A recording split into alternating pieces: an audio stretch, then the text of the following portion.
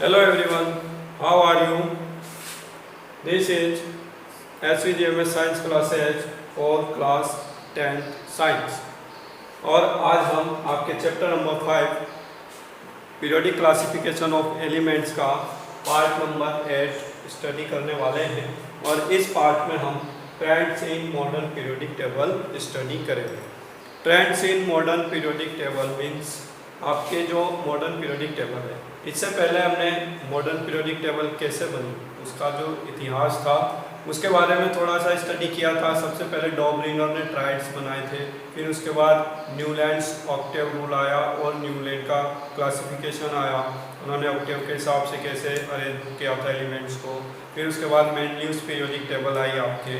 फिर उसके बाद हमने मॉडर्न पीरियोडिक टेबल देखा और उसमें जो भी अच्छाइयाँ थी, बुराइयाँ थी, मेरिट्स डीमेरिट्स थी, वह सब हमने वहाँ पर डिस्कस किया। ठीक है, और फाइनली हमें क्या मिलती है, एक मॉडर्न पीरियोडिक टेबल मिलती है। आज जो पीरियोडिक टेबल हम देखते हैं आपकी बुक्स में है उसे हम कहते हैं long form of modern periodic table. ठीक है, बाद में नील्स बोर ने और दूसरे साइंटिस्ट ने उसको और थोड़ा इम्प्रूव किया था।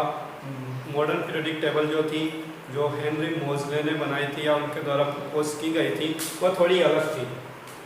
तो हमने देखा था कि हमने पीरियोडिक टेबल बनाई, किस लिए बनाई, ताकि हम एलिमेंट्स को बहुत अच्छे से आसानी से उनकी स्टडी कर सकें। इसलिए वही मैंने आपको बताया था कि एलिमेंट्स की या एटम्स की कुछ प्रॉपर्टीज़ होती हैं, तो हमें एक नज़र से देखने पर उनकी पोजीशन यदि हमें पता है मॉडर्न पीरियोडिक टेबल में, तो हम उनकी प्रॉपर्टीज़ को यहाँ पर सिग्निफाई कर सकते हैं, बता सकते हैं एक बार एक नज़र में देखने से ही कि इस एलिमेंट की प्रॉपर्टीज़ क्या होंगी या क्या होनी चाहिए। तो इस हिसाब से यहाँ पर जैसे कुछ प्रॉपर्टीज़ हैं, वैलेंसी, तो वैलेंसी है, एटॉमिक साइज है या एटॉमिक रेडियस आप बोल सकते हैं, एटॉमिक रेडियाई।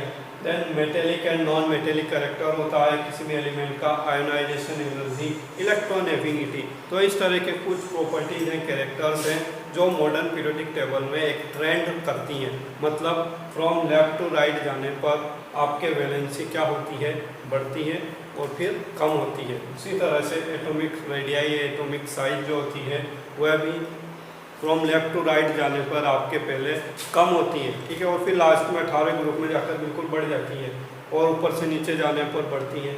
तो ये सारी चीज़ें जो कम ज़्यादा होती हैं या कोई ट्रेंड आपको देखने को मिलता है मॉडर्न पीरियोडिक टेबल में, उनको हम यहाँ पर डिस्कस करने वाले हैं और इनसे कई क्वेश्चन बन जाते हैं बोर्ड एग्जाम में, छोटे मोटे इनसे क्वेश्चन बन जाते हैं। तो आप इसको थोड़ा सा बिल्कुल आराम से लाइटली इसको सीखें, लर्न करें, क्योंकि इनमें कुछ बेसिक क्वेश्चन बन जाते हैं जिनको आपको थोड़ा सीखना है। ठीक है, तो चलिए इसको शुरू करते हैं। आपके सबसे पहला जो प्रॉपर्टी है वह है वैलेंसी। ठीक है, वैलेंसी के बारे में हम क्लास 9 से पढ़ रहे हैं। वैलेंसी क्या होती है? Valency is the combining capacity of any atom और एनी एलिमेंट। कोई भी एलिमेंट जब उसको केमिकल रिएक्शन करनी होती है तो वह दूसरे एटम से या दूसरे एलिमेंट के साथ कंबाइनिंग करता है। तो कैसे करता है? जैसे हम बनाते हैं आपके H2 मॉलिक्यूल बनाते हैं। ठीक है, मतलब हाइड्रोजन ने दूसरे हाइड्रोजन के एटम के साथ यहाँ क्या किया है, कॉम्बिनेशन किया है, उसके साथ वह जुड़ा है। तो कैसे जुड़ गया है ना, उसके लिए उसे क्या करना पड़ता है, इलेक्ट्रॉन्स की शेयरिंग करनी पड़ती है। जैसे हमने चैप्टर नंबर 4 में पढ़ा था, इस हाइड्रोजन के पास भी एक इलेक्ट्रॉन है, इसके पास भी एक इलेक्ट्रॉन है। ऑक्टेट पूरा करने के लिए ये क्या करते हैं, अपने इलेक्ट्रॉन्स की शेयरिंग कर लेते हैं, कोवेलेंट बॉन्ड बन जाता है और ये हाइड्रोजन के रूप में देखने को मिलता है। ये तो हमारा कोवेलेंट कंपाउंड हो गया। इसी तरह से हमने कुछ आयोनिक कंपाउंड भी बना के देखे थे, जैसे NaCl। ठीक है, 9th क्लास में जब हम कंपाउंड बनाते हैं तो हम क्या करते हैं, Na लिखते हैं, फिर Cl लिखते हैं, Na के नीचे उसकी वैलेंसी लिखते हैं जो कि आपकी कितनी होती है, +1, और Cl के नीचे उसकी वैलेंसी लिखते हैं जो कितनी होती है, -1। ठीक है, तो इसके बाद क्या करेंगे, हम इनका क्रॉस मल्टीप्लाई करेंगे। क्रॉस मल्टीप्लिकेशन वाला सिंबल इसको आप बोल सकते हैं। वैसे कॉमन लैंग्वेज में आप इसको क्रॉस मल्टीप्लाई ही कहते हैं और आप भी कुछ और दूसरा वर्ड यूज कर सकते हैं। तो हम यहाँ पे इसको देखते कैसे हैं, पढ़ते कैसे हैं, बनाते कैसे हैं। सोडियम कितने चाहिए आपको, 1 चाहिए, ठीक है। ये एरो का निशान मैंने लगाया है इसके नीचे क्लोरीन की वैलेंसी के साथ। इसका मतलब जितनी वैलेंसी है उतने क्या चाहिए आपको, यहाँ पर क्लोरीन एटम चाहिए, ठीक है। वैलेंसी प्लस माइनस हम यहाँ पर जनरली नहीं लिखते हैं, +1 है तो 1 लिख देंगे, -1 है तो सिर्फ 1 लिख देंगे। तो सोडियम कितने चाहिए, 1 चाहिए, और क्लोरीन कितने चाहिए, तो क्लोरीन भी 1 चाहिए। तो हम यहाँ पर कैसे लिख देते हैं, NaCl, ठीक है। एक और एग्जाम्पल आप देख सकते हैं, जैसे आपके मैग्नीशियम होता है और क्लोरीन होता है, यदि इन दोनों को जोड़ना है तो आपको पता है मैग्नीशियम की वैलेंसी 2 होती है और क्लोरीन की -1 होती है, ठीक है। तो हम प्लस माइनस यहाँ नहीं लगाएंगे। मैग्नीशियम कितने चाहिए आपको, 1 चाहिए, क्लोरीन कितने चाहिए, 2 चाहिए। तो आप फॉर्मूला क्या बना देंगे, MgCl2, Mg 1 चाहिए था, 1 Mg, Cl कितने चाहिए, तो इस तरह से हम फॉर्मूले बनाते हैं, है ना। तो आप यहाँ पर देख सकते हैं कि हमने ऐसा क्यों किया। यहाँ पर क्लोरीन 2 क्यों जरूरी थे, एक क्लोरीन क्यों नहीं जुड़ सकता था। तो मैग्नीशियम की वैलेंसी जो होती है वह 2+ होती है और क्लोरीन की 1- होती है, ठीक है। चार्ज की हम बात करते हैं, मैग्नीशियम के ऊपर 2+ चार्ज होता है और क्लोरीन के ऊपर 1- चार्ज होता है। ये क्यों होता है, कैसे होता है, क्योंकि मैग्नीशियम का जब इलेक्ट्रॉनिक कॉन्फ़िगरेशन लिखते हैं तो वो होता है 2s2, ठीक है। इसके आउटर मोस्ट शेल में कितने इलेक्ट्रॉन हैं, 2।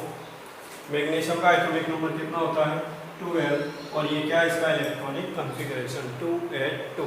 तो आपको यहाँ पर कितने इलेक्ट्रॉन दिखाई दे रहे हैं वैलेंस शेल में, 2 इलेक्ट्रॉन, ठीक है। वैलेंस शेल में वैलेंस इलेक्ट्रॉन कितने हैं, 2। वैलेंस इलेक्ट्रॉन हम बोलते हैं वैलेंस शेल यानी outer most shell, and valence electron यानी आउटर मोस्ट शेल में प्रेजेंट इलेक्ट्रॉन्स को हम क्या कहते हैं, वैलेंस इलेक्ट्रॉन्स कहते हैं। तो यहाँ पर आपके समझ में आ रहा होगा कि 12 एटॉमिक नंबर को हमने क्या किया, इलेक्ट्रॉनिक कॉन्फ़िगरेशन के रूप में लिखा, और यहाँ पर 2 इसमें क्या है, वैलेंस इलेक्ट्रॉन्स हैं, ठीक है। तो हमने जब पहले भी पढ़ा था 4th चैप्टर में, किसी भी एलिमेंट की टेंडेंसी होती है वह अपना ऑक्टेट पूरा कर ले। तो ऑक्टेट पूरा करने के लिए इसको क्या करना चाहिए, या तो ये इसके पास 2 इलेक्ट्रॉन है, या तो ये 6 इलेक्ट्रॉन्स को ले लें, या इन 2 इलेक्ट्रॉन्स को क्या कर दें, किसी और को डोनेट कर दें। तो आप यहाँ पर आसानी से बोल सकते हैं, बता सकते हैं कि क्या करेगा, 2 इलेक्ट्रॉन्स को रिलीज करेगा, किसी और को डोनेट करेगा, ठीक है। तो 2 इलेक्ट्रॉन को डोनेट करने के लिए यहाँ पर ऐसा एलिमेंट ढूंढेगा जो क्या कर सके, इसके 2 इलेक्ट्रॉन को ले सके। तो यहाँ पर जैसे हमने क्लोरीन लिखा, क्लोरीन की वैलेंसी 1- होती है, क्योंकि क्लोरीन के जो इलेक्ट्रॉनिक कॉन्फ़िगरेशन है क्लोरीन का एटॉमिक नंबर 17 होता है, 287 इसका इलेक्ट्रॉनिक कॉन्फ़िगरेशन होता है, ठीक है।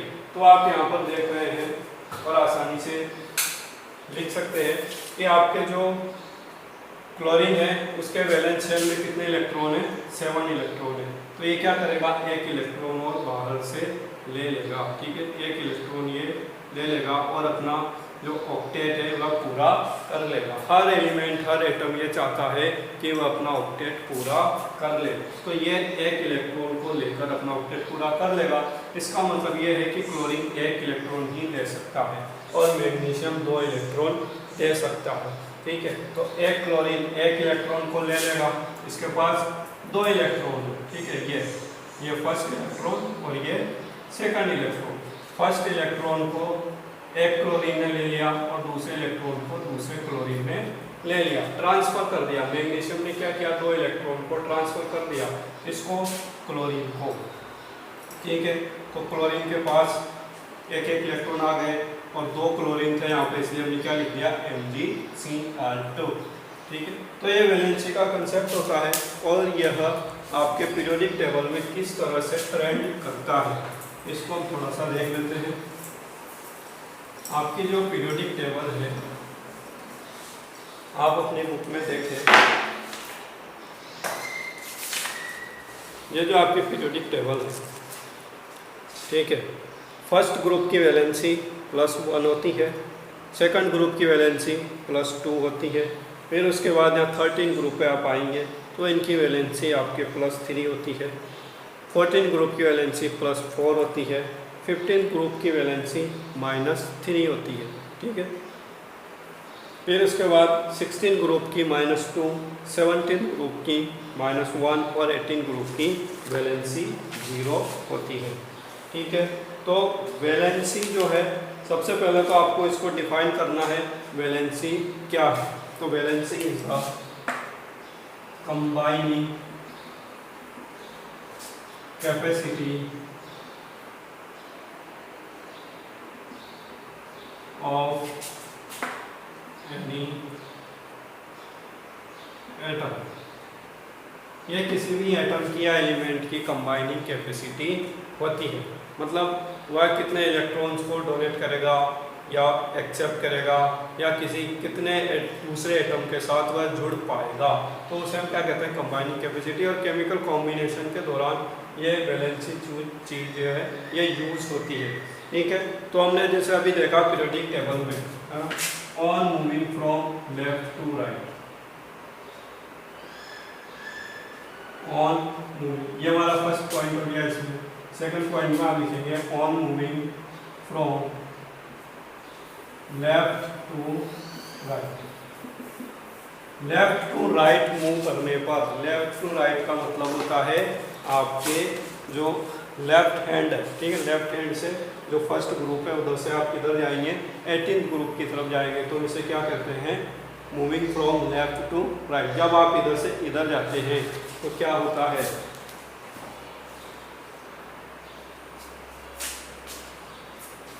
Number of valence electrons increases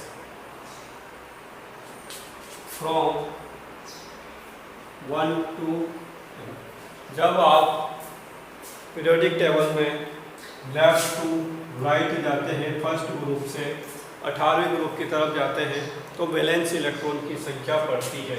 valence electron क्या होते हैं, अभी हमने डिस्कस किया है कि आउटर मोस्ट शेल में जितने भी इलेक्ट्रॉन्स होते हैं उनको हम क्या कहते हैं, वैलेंस इलेक्ट्रॉन कहते हैं, ठीक है। तो आप इलेक्ट्रॉनिक कॉन्फ़िगरेशन जब पढ़ेंगे, सभी एलिमेंट्स का लिखेंगे उनको, तो आप देख पाएंगे कि हर एलिमेंट में एक एक इलेक्ट्रॉन बढ़ता जाता है और वह 8 इलेक्ट्रॉन तक फिल होते हैं अपने 18वें ग्रुप में, ठीक है।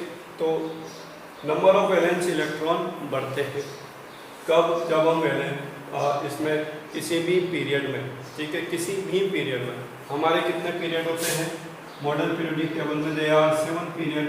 तो 7 पीरियड में से किसी भी पीरियड में जब आप लेफ्ट टू राइट मूव करेंगे तो क्या पाएंगे कि number of valence electron increases from 1 to f। तो आप इसको ऐसे लिख सकते हैं, in a period on moving from left to right number of valence electron increases from 1 to f। Hence क्या होगा,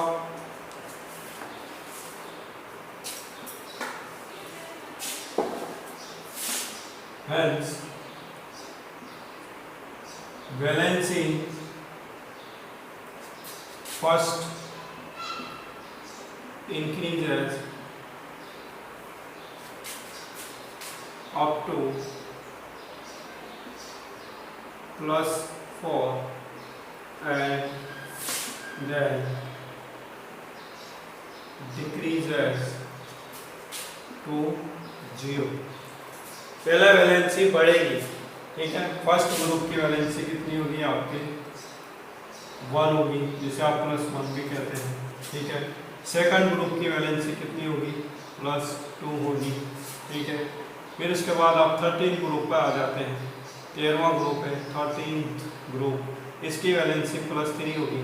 ये आपके बोरोन वाला ग्रुप है 13 ग्रुप, ठीक है, boron, aluminium, gallium, indium, thorium, ये 13 ग्रुप है। फिर उसके बाद 14 ग्रुप आता है आपके कार्बन वाला, कार्बन, सिलिकॉन, जर्मेनियम वाला ग्रुप, ठीक है।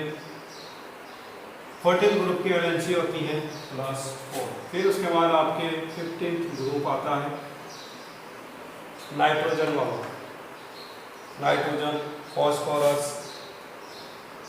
आर्सेनिक, एंटीमनी और बिस्मथ, ये सब किसमें आते हैं आपके 15 ग्रुप में। लेकिन इनकी वैलेंसी क्या होती है, -3 होती है। ऐसा क्यों होता है, क्योंकि आपको पता है हर एलिमेंट क्या चाहता है कि या तो वह इलेक्ट्रॉन को डोनेट करे या इलेक्ट्रॉन को एक्सेप्ट करे। क्यों करे? ताकि उसके जो आउटर मोस्ट शेल है उसमें वैलेंस इलेक्ट्रॉन 8 हो जाए।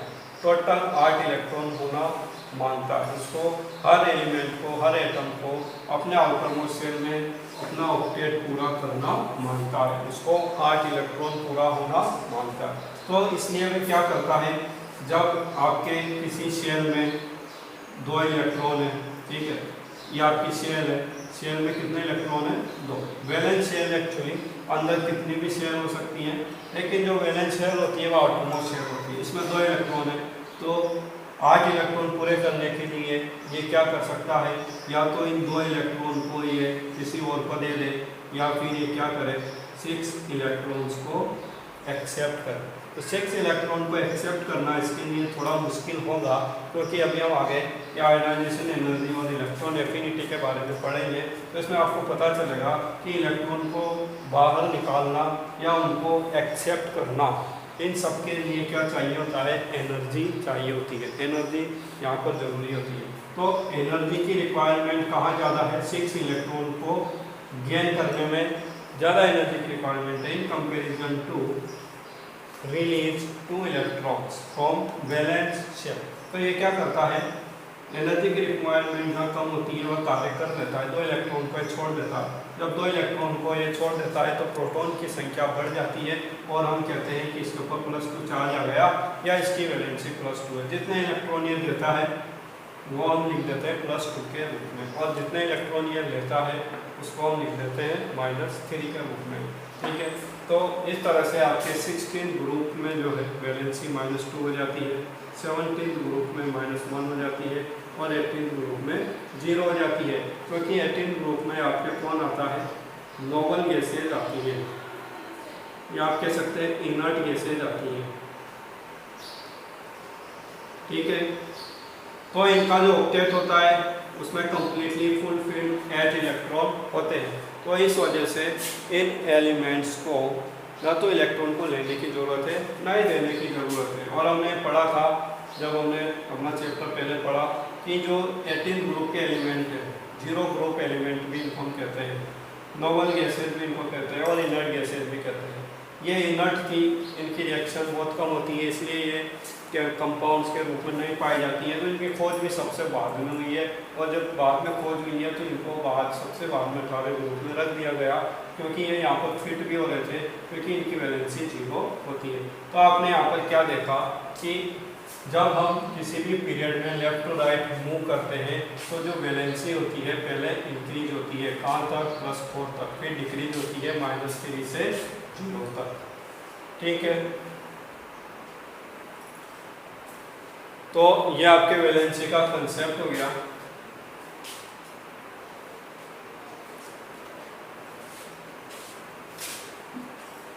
इसके बाद यदि आपसे पूछा जाए कि वैलेंसी का जो कंसेप्ट है, तो ना इसी पर एक क्वेश्चन बन जाता है कि यदि आप ग्रुप में ऊपर से नीचे आते हैं, from top to bottom, group में जब ऊपर से नीचे आते हैं, जैसे आपका ये ग्रुप है, फर्स्ट ग्रुप हाइड्रोजन वाला, इसमें आप ऊपर से नीचे आएंगे, ठीक है, आप देख सकते हैं ये फर्स्ट ग्रुप है हाइड्रोजन वाला।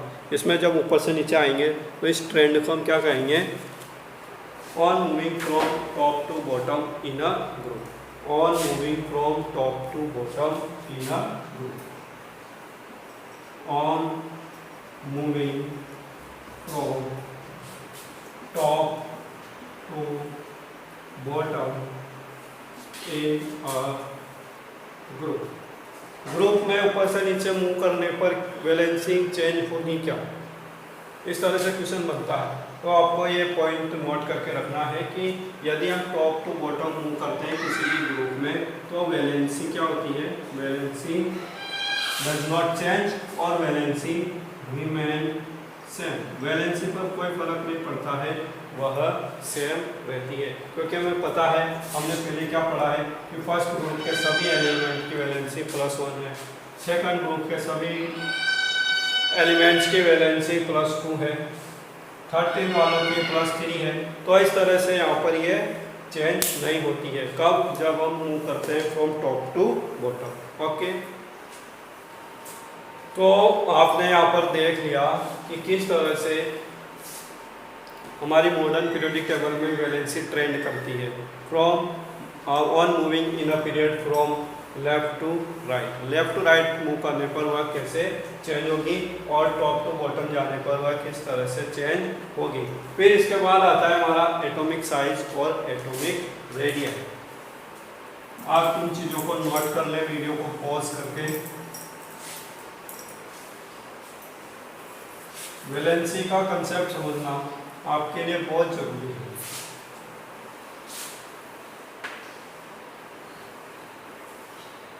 क्योंकि 10th क्लास में आपको कई केमिकल बनाने पड़ते हैं, फॉर्मूले लिखने पड़ते हैं केमिकल रिएक्शंस में।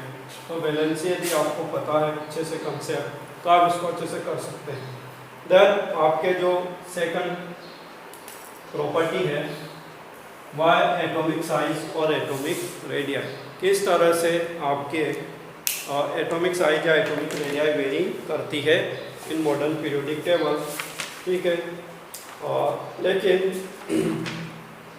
इससे पहले हम आपके टेक्स्ट बुक में भी देख लेते हैं, क्योंकि टेक्स्ट बुक की भी ईच एंड एवरी लाइफ क्या होती है आपके लिए बहुत ज़्यादा इम्पोर्टेंट होती है। तो आप यहाँ पर देखें trends in the modern periodic table 5.3.2, इसमें सबसे पहले लिखा हुआ है वैलेंसी। तो आप बुक में देखें valency, as you know the valency of an element is determined by the number of valence electron present in the outermost shell of its atom। तो वैलेंसी के बारे में आप जानते हैं कि वैलेंसी क्या होती है। वैलेंसी वैलेंस इलेक्ट्रॉन से डिटरमाइन होती है, जैसे मैंने अभी बताया। और आउटर मोस्ट शेल में प्रेजेंट इलेक्ट्रॉन्स को हम क्या कहते हैं, वैलेंस इलेक्ट्रॉन्स कहते हैं। ठीक है, तो यहाँ पर एक एक्टिविटी दी गई है, इसमें किस तरह के क्वेश्चन पूछे जा सकते हैं उसके बारे में बताया गया है। How do you calculate the valency of one element from its electronic configuration? किसी भी एलिमेंट का आपको इलेक्ट्रॉनिक कॉन्फ़िगरेशन दिया गया है तो आप उसकी वैलेंसी कैसे फाइंड आउट करोगे। तो इसको फाइंड आउट करने के दो तरीके हैं। आपको किसी भी एलिमेंट का इलेक्ट्रॉनिक कॉन्फ़िगरेशन दिया गया है 2, 8, 3 है ना, कोई भी एलिमेंट है उसका एटॉमिक नंबर आप यहाँ से पता कर सकते हैं। दो टोटल इलेक्ट्रॉन कितने उसके अंदर, 2 और 8 10 और 3 13, 13 उसका एटॉमिक नंबर है। तभी उसके अंदर 13 इलेक्ट्रॉन्स है और उसका इलेक्ट्रॉनिक कॉन्फ़िगरेशन है 283। क्वेश्चन में आपको इलेक्ट्रॉनिक कॉन्फ़िगरेशन दिया गया था बस 283। आपने क्या पता कर लिया, उसका एटॉमिक नंबर। यदि एटॉमिक नंबर पता है तो आपको उसका नाम भी पता चल जाएगा और उसकी ग्रुप की पोजीशन भी पता चल जाएगी कि ये कौन से ग्रुप में है। ठीक है, 13वां एलिमेंट आपके, जब आप यदि आपको ऐसे पता नहीं रहता है तो आप जमा के देख लें, ये पहला एलिमेंट, ये दूसरा एलिमेंट है ना, पहला हाइड्रोजन होता है और दूसरा हीलियम होता है। फिर उसके बाद ये तीसरा एलिमेंट, ये चौथा एलिमेंट। फर्स्ट और सेकंड दो ही ग्रुप है, फिर आपके 13 वाले ग्रुप से शुरू होता है यहाँ बीच में से। फिर ये 5वां एलिमेंट जो बोरॉन होता है 6, 7, 8, 9 और फिर 10, ये 10वां एलिमेंट। फिर ये 11 और ये 12, ये 12th एलिमेंट। आपके जो 13 एलिमेंट है कहाँ आएगा, आपके इस ग्रुप में आएगा। तो ये ग्रुप कौन सा हो गया आपका, ये पहला, ये दूसरा, बीच में 10 ग्रुप यहाँ पर होते हैं जिनको हम डी ब्लॉक एलिमेंट्स कहते हैं। डी ब्लॉक में आपके 10 ग्रुप होते हैं। फिर उसके बाद ये 13वां ग्रुप होता है, ये पहला, दूसरा और उसके बाद 13वां, 10 बीच में होते हैं। 10 ग्रुप कहाँ होते हैं, बीच में, डी ब्लॉक एलिमेंट में पहला, दूसरा और फिर 13th एलिमेंट में, 13 ग्रुप में आपके ये 13 नंबर वाला एलिमेंट आएगा जो आपके एल्यूमिनियम होता है 13 नंबर का। तो यदि आपको इसकी पोजीशन पता चल जाती है, और हमने पहले ऊपर जैसे डिस्कस किया है कि फर्स्ट वालों की वैलेंसी +1 होती है, सेकंड वालों की +2 होती है, 13 वालों की +3 होती है, तो आप उसको डायरेक्टली बता सकते हैं कि इसकी वैलेंसी +3 होगी।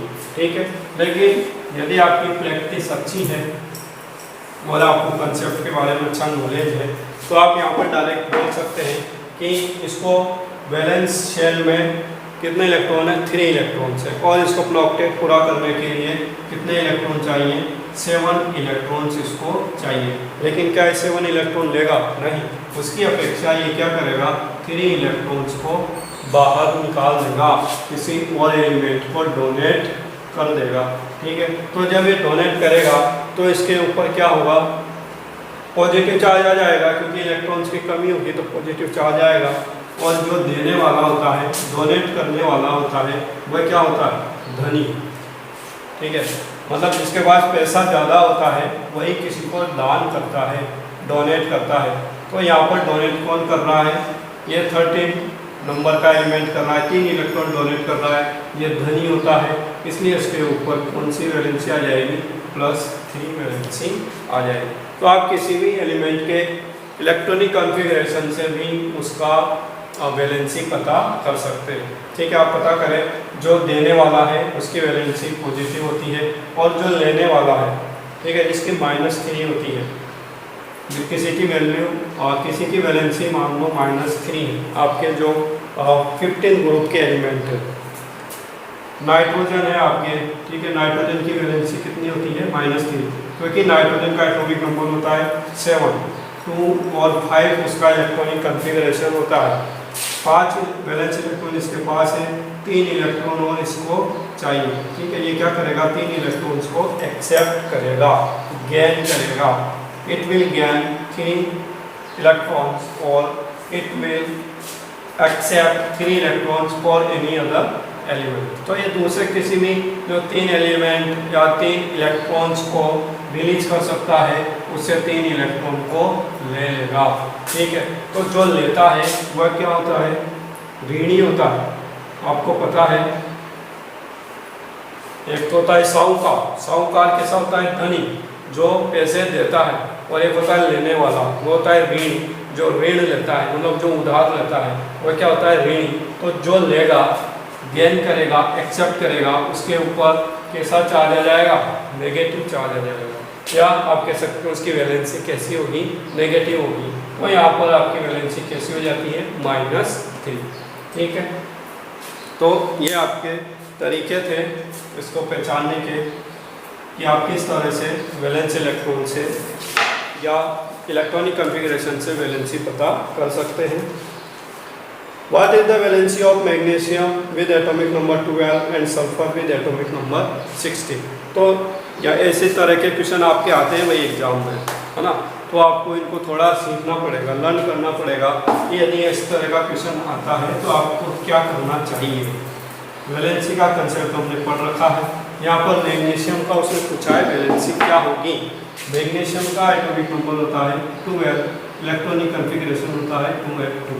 तो सबसे पहले आप क्या करेंगे, उनका इलेक्ट्रॉनिक कॉन्फ़िगरेशन लिख लेंगे। मैग्नीशियम का एटॉमिक नंबर 12 है, आपको पता होना चाहिए। उसका इलेक्ट्रॉनिक कॉन्फ़िगरेशन 2s2 होता है, ये भी आपको पता होना चाहिए। ठीक है, फिर उसमें जो वैलेंस इलेक्ट्रॉन है वह कितने हैं, 2 हैं। ठीक है, वैलेंस शेल में वैलेंस इलेक्ट्रॉन कितने हैं, 2 हैं। तो इसको कितने इलेक्ट्रॉन चाहिए, यदि ऑक्टेट पूरा करना है तो ये या तो 6 इलेक्ट्रॉन को एक्सेप्ट करे, या ये 2 इलेक्ट्रॉन्स को क्या कर दे, किसी को डोनेट कर दे, किसी को दे दे। ठीक है, उसको दे दे। तो इसके जो 2 इलेक्ट्रॉन देने के बाद आप देख सकते हैं जो सेकंड शेल होगी उसके अंदर 8 इलेक्ट्रॉन आ जाते हैं। तो ये अपना ऑक्टेट पूरा कर लेता है किसी तरीके से।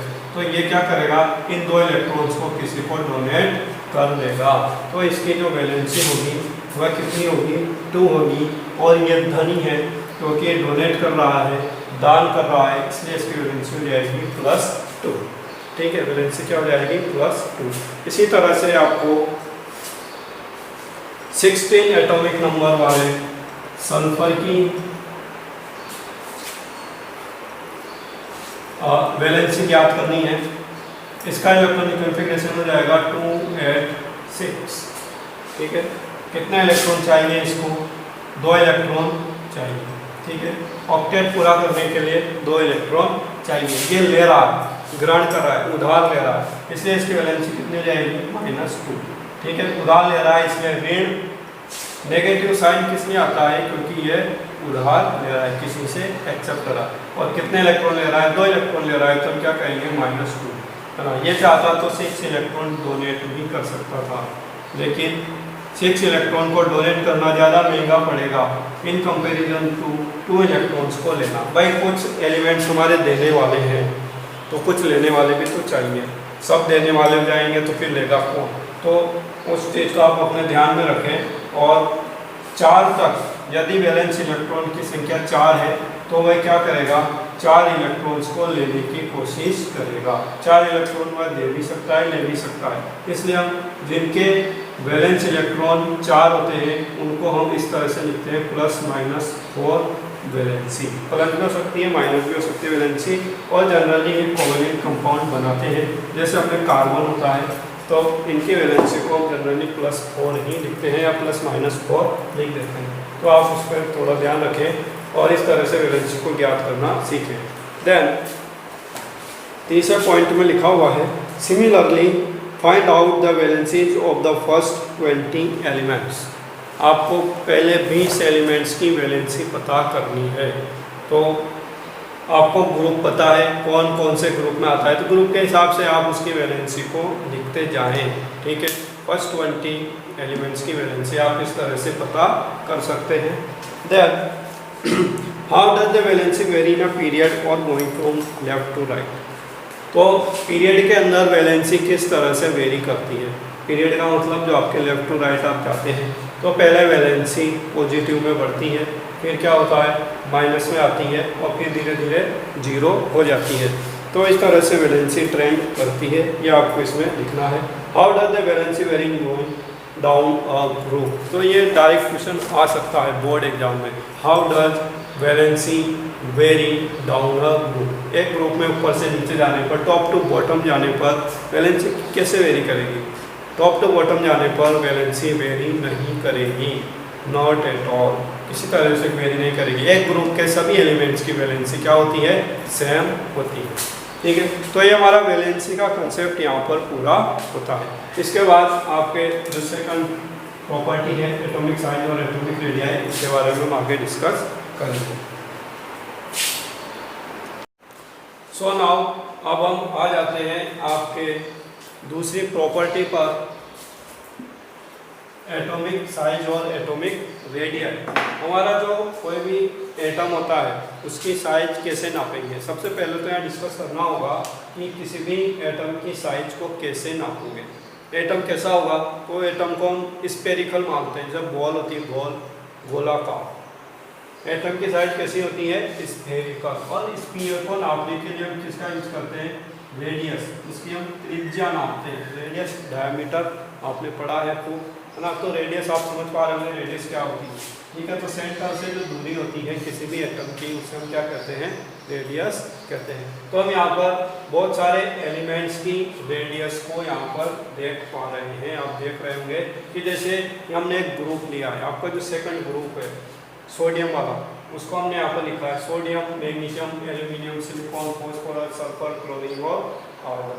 ये सारे सेकंड ग्रुप के एलिमेंट्स हैं, सॉरी सेकंड पीरियड के एलिमेंट। सेकंड पीरियड लिया है हमने यहाँ पर। सेकंड पीरियड के एलिमेंट में आप सोडियम की देखें 186 पिकोमीटर इसकी रेडियस होती है। ठीक है, उसके बाद मैग्नीशियम की 136 पिकोमीटर है, एल्यूमिनियम की 125 पिकोमीटर होती है, सिलिकॉन की 117 पिकोमीटर, यहाँ पे पिकोमीटर लिख देते हैं हम। फॉस्फोरस की 116 पिकोमीटर, सल्फर की 104 पिकोमीटर, क्लोरीन की 99 पिकोमीटर, लेकिन आर्गन की 190, ये कितना लिखा है यहाँ पर, 190 पिकोमीटर रेडियस होती है। तो यहाँ पर क्या ट्रेंड आपको देखने को मिल रहा है। और दूसरी चीज़, ये पिकोमीटर क्या है। पिकोमीटर आपके रेडियस को नापने की इकाई होती है। ठीक है, जैसे एंगस्ट्रॉम होता है। ठीक है, 1 मीटर में कितने एंगस्ट्रॉम होते हैं, तो 1 एंगस्ट्रॉम को 10⁻⁻10, 1 angstrom is equal to 10⁻⁻10 metre कहते हैं। ठीक है, आप इन चीज़ों को नोट कर लें। उसी तरह से पिकोमीटर होता है 1 पिकोमीटर। ठीक है, 1 पिकोमीटर कितना होता है, 10⁻⁻12 मीटर। ठीक है, 1 मीटर का कौन सा भाग, 10 के आप नीचे 10 जीरो लगाएं, 10 के पीछे 10 जीरो लगाएंगे तो आपको क्या मिलेगा, 1 एंगस्ट्रॉम मिलेगा। ठीक है, 0.2, जैसे पॉइंट लगा 0 0 0 1 2 3 4 5 6 7 8 9 10, यानी कि 1 मीटर का ये वाला भाग 0.000 बहुत छोटी संख्याएं होती है, इसलिए हम स्पेशल यूनिट्स यहाँ पर यूज करते हैं लंबाई को नापने के लिए, एंगस्ट्रॉम या पिकोमीटर। तो आप इसको थोड़ा सा ध्यान में रखें, नोट करके रखें, तो आपको ये हायर क्लासेज में भी प्रॉब्लम नहीं आएगी पिकोमीटर और एंगस्ट्रॉम क्या होते हैं। ठीक है, तो यहाँ पर आपने ट्रेंड देखा और इसमें क्या देखने को मिला कि जब आप किसी पीरियड में लेफ्ट टू राइट मूव करते हैं, ठीक है, तो क्या हो रहा है, रेडियस बढ़ रही है या घट रही है। तो आप देख सकते हैं धीरे धीरे रेडियस कम होती जा रही है 7th एलिमेंट तक, लेकिन जैसे 8वें एलिमेंट पर आप जाते हैं रेडियस वापस बढ़ जाती है। ठीक है, तो यदि इस 8वें ग्रुप को आप इग्नोर करके चलें तो यहाँ पर आप क्या पाएंगे कि from in a period on moving from left to right, किसी भी पीरियड में जब आप लेफ्ट टू राइट मूव करते हैं तो जो आपकी रेडियस होती है या एटॉमिक साइज होती है वह क्या होती है, डिक्रीज होती है। Atomic radius decreases.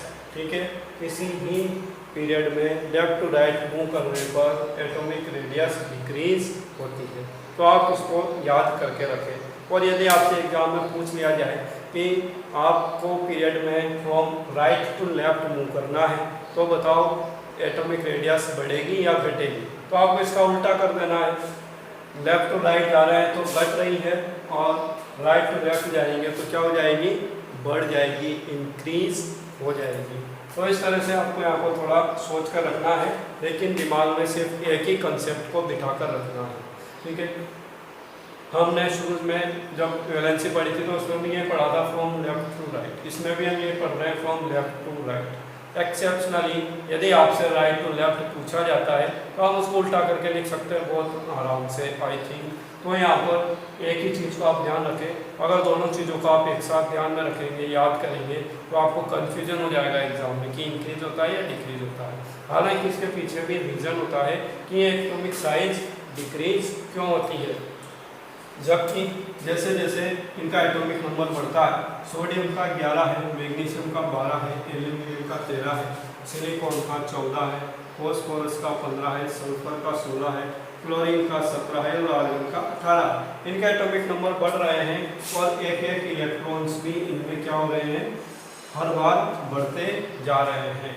ठीक है, इसके अंदर 11 इलेक्ट्रॉन थे, इसमें 12, इसमें 13, इसमें 14, एक एक इलेक्ट्रॉन की वृद्धि यहाँ पर हो रही है, फिर भी ये साइज डिक्रीज क्यों हो रही है। उसका रीज़न ये होता है कि जब एक इलेक्ट्रॉन बढ़ता है तो साथ में एक प्रोटॉन भी बढ़ता है। ठीक है, हमने पढ़ा है किसी भी एलिमेंट का एटॉमिक नंबर क्या होता है, atomic number means the number of protons. Number of proton ही किसी भी एलिमेंट के एटॉमिक नंबर को डिफाइन करते हैं। नंबर ऑफ प्रोटॉन, प्रोटॉन कहाँ पाए जाते हैं, ठीक है, नंबर ऑफ प्रोटॉन क्या डिसाइड करते हैं, एटॉमिक नंबर को डिसाइड करते हैं। यहाँ पर एटॉमिक नंबर बढ़ रहा है मतलब एक एक प्रोटॉन भी यहाँ पर इंक्रीज हो रहा है और प्रोटॉन पर चार्ज होता है पॉजिटिव, और यह कहाँ पाया जाता है, यह न्यूक्लियस में पाया जाता है। प्रोटॉन कहाँ पाया जाएगा, न्यूक्लियस के अंदर। तो जब न्यूक्लियस में पॉजिटिव चार्ज बढ़ता जाएगा, ठीक है, जैसे हमने ये न्यूक्लियस बनाया, न्यूक्लियस हमने 9th क्लास में पढ़ा था, हमारा जो रदरफोर्ड का एक्सपेरिमेंट था उसमें पाया था कि जो न्यूक्लियस होता है बहुत छोटा होता है, सारे प्रोटॉन्स और न्यूट्रॉन्स छोटे से न्यूक्लियस में समाहित होते हैं, बहुत छोटी जगह गिरते हैं, और इसके आसपास क्या पाई जाती है, शेल्स पाई जाती हैं जिसमें इलेक्ट्रॉन घूमते रहते हैं। ठीक है, तो ये हमारा सेकंड पीरियड है, यहाँ पर हम इसकी बात कर रहे हैं सेकंड पीरियड की। तो इसके अंदर आपके दो ही शेल होंगे, फर्स्ट और सेकंड शेल। ठीक है, ये सेंटर में क्या है, आपके न्यूक्लियस है। तो जो इलेक्ट्रॉन बढ़ेगा वह कहाँ बढ़ेगा, आपके आउटरमोस्ट शेल में बढ़ेगा। सोडियम के वैलेंस इलेक्ट्रॉन में आपके 11 इलेक्ट्रॉन होते हैं, तो ये आपके थर्ड पीरियड है, sorry, hydrogen, helium, lithium second होता है और ये आपका थर्ड पीरियड है। ठीक है, तो थर्ड पीरियड है ये, इसके अंदर कितनी होंगी, शेल्स भी 3 होंगी। थर्ड पीरियड में 3 शेल होंगी, अंदर की दोनों शेल कंप्लीटली फील्ड होंगी। फर्स्ट वाली में 2 होंगे, सेकंड वाली में 8 इलेक्ट्रॉन होंगे आपके। ठीक है, इसमें कितने इलेक्ट्रॉन हो गए, 8 इलेक्ट्रॉन। फिर उसके बाद थर्ड ऑर्बिट है या शेल है, इसके अंदर आपके 1 इलेक्ट्रॉन आएगा सोडियम के अंदर, फिर जब मैग्नीशियम में आओगे तो एक और इलेक्ट्रॉन आ जाएगा, फिर एल्यूमिनियम में आओगे तो एक इलेक्ट्रॉन और आ जाएगा, सिलिकॉन में आओगे तो एक इलेक्ट्रॉन और आएगा। लेकिन साथ साथ प्रोटॉन भी आएंगे, और प्रोटॉन का आएंगे आपके न्यूक्लियस के अंदर आएंगे। जितने इलेक्ट्रॉन आएंगे उतने प्रोटॉन भी आएंगे। लेकिन इलेक्ट्रॉन तो एक बड़े स्पेस में जा रहे हैं, और जो प्रोटॉन है वे कहाँ जा रहे हैं, बहुत छोटे स्पेस में न्यूक्लियस के अंदर आ रहे हैं। तो यहाँ पर क्या होता है कि जो न्यूक्लियर है इसका चार्ज बढ़ जाता है, जिसे हम कहते हैं इफेक्टिव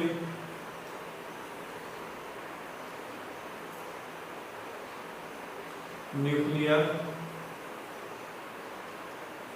चार्ज। क्या कहेंगे इसको, इफेक्टिव न्यूक्लियर चार्ज। तो न्यूक्लियस के ऊपर इफेक्टिव न्यूक्लियर चार्ज बढ़ने के कारण ये जो इलेक्ट्रॉन्स है जो बाहर की शेल में आपके आ रहे हैं, ये अंदर की तरफ मोर स्ट्रांगली और ज़्यादा पावर के साथ खींचते चले जाएंगे। आपको पता है प्रोटॉन और इलेक्ट्रॉन, एक पॉजिटिव और एक नेगेटिव, दोनों के बीच क्या होगा, अट्रैक्शन होगा। तो अट्रैक्शन क्या होगा, यहाँ पर बढ़ता चला जाएगा। जैसे जैसे इफेक्टिव न्यूक्लियर चार्ज बढ़ता जाएगा, अट्रैक्शन बढ़ता जाएगा, और साइज क्या होती जाएगी, छोटी होती जाएगी। लेकिन ये एक ऐसी कंडीशन आती है लास्ट में, जब आपके जो वैलेंस शेल है वो कम्प्लीटली फील्ड हो जाती है, तो उस वजह से वहाँ पर जो प्रोटॉन है और इलेक्ट्रॉन है उनका बैलेंस बहुत अच्छे से बन जाता है, और वहाँ पर इफेक्टिव न्यूक्लियर चार्ज जो है वो नलीफाई हो जाता है, वो इलेक्ट्रॉन को इतना ज़्यादा अट्रैक्ट नहीं करता है। तो आर्गन को अभी आपको स्टडी नहीं करना है, हमको सिर्फ ट्रेंड स्टडी करना है कि in a period from left to right जब जाएंगे तो आपका जो एटॉमिक साइज है या बढ़ेगा या डिक्रीज होगा। तो आपको क्या लिखना है यहाँ पर, radius will be decrease on moving from left to right. Okay, तो आपको यहाँ पर समझ में आ गया होगा कि ये साइज डिक्रीज क्यों होती है। ठीक है, क्योंकि न्यूक्लियस के अंदर एक एक प्रोटॉन बढ़ता चला जाएगा, शेल के अंदर एक एक इलेक्ट्रॉन बढ़ता चला जाएगा, तो न्यूक्लियस के अंदर इफेक्टिव न्यूक्लियर चार्ज बढ़ जाता है ना। क्यों होता है ये डिक्रीज, ड्यू टू, इसका रीजन यदि आपसे पूछा जाए, due to increase in effective nuclear charge. Effective nuclear charge के बढ़ जाने से आपके जो साइज होती है एटॉमिक साइज वो डिक्रीज होती है, ये रीज़न है इसका। ठीक है, तो ये तो पीरियड के अंदर हमने ट्रेंड देखा एटॉमिक साइज का या एटॉमिक रेडियस का। इसके बाद हम यहाँ पर देखेंगे इनर ग्रुप, ग्रुप में किस तरह से एटॉमिक साइज वेरी करती है फ्रॉम टॉप टू बॉटम। तो मैं आपको बता दूं, जब हम ग्रुप में टॉप टू बॉटम जाते हैं तो आपकी एटॉमिक साइज क्या होती है, बढ़ती है, इंक्रीजेस, एटॉमिक साइज इंक्रीजेस। इन दोनों पॉइंट को आप बहुत अच्छे से दिमाग में बिठा लें और समझ भी लें। समझना ज़्यादा आसान है, याद करते हैं रटते हैं तो भूल जाते हैं, समझ लेते हैं तो फिर प्रॉब्लम नहीं आती है। भूलने के बाद आप वापस कंसेप्ट रिवाइज करेंगे तो आपको समझ में आएगा कि इनर पीरियड आपके साइज डिक्रीज क्यों होती है और in a group top to bottom size increase क्यों होती है। तो चलो हम इसको भी देखते हैं कि किसी भी ग्रुप के अंदर ऊपर से नीचे जाने पर क्या होता है।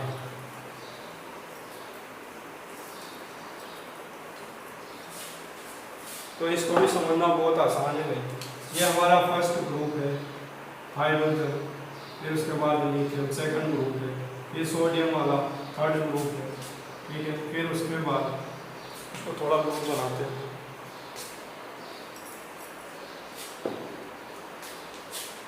फिर सोडियम, फिर पोटेशियम और फिर रुबिडियम। ये आपका कौन सा पीरियड है, फर्स्ट पीरियड, ये second period, third period, fourth period और ये फाइव पीरियड। इसी तरह से आपके 7 पीरियड होते हैं टोटल।